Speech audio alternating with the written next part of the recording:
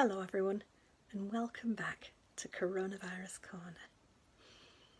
I had a lovely time with Eric and Maureen. Eric did all the cooking.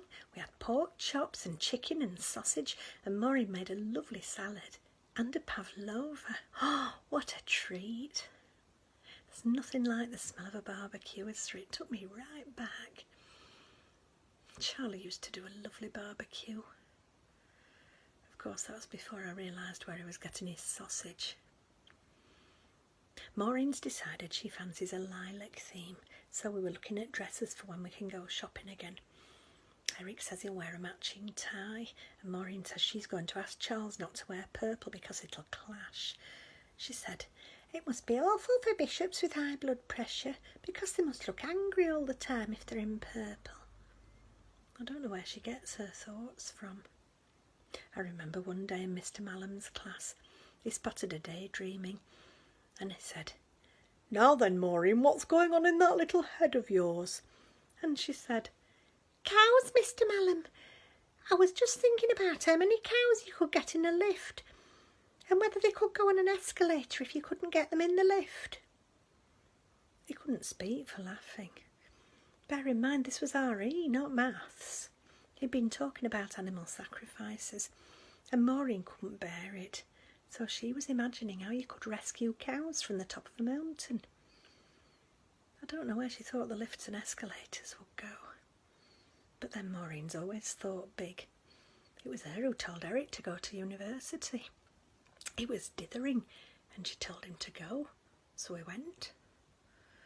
She knows things, Maureen does. And then again, she can spend an hour on the Dulux website picking out her wedding outfit. She's an eternal mystery. Charlie was very fond of Maureen, but he used to laugh at her a lot. Like the time she adopted a giraffe at the zoo because she thought it looked sad, and she used to go and visit it and tell it jokes to cheer it up. She went for years, until one day she arrived at ours in tears because it had died.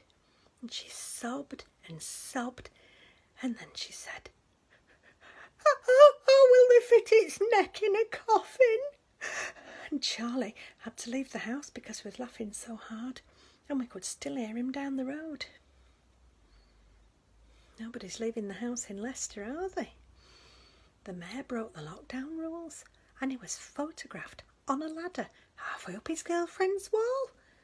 Eric said he should have told him that he was providing an essential service. And then he started laughing and said perhaps he was.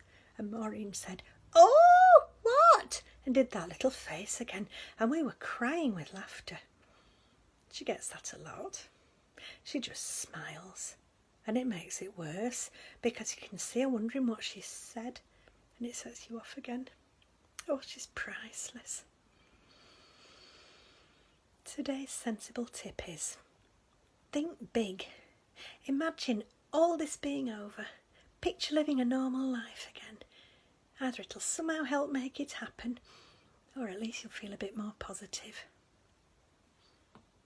You take care, stay safe, and I'll see you tomorrow.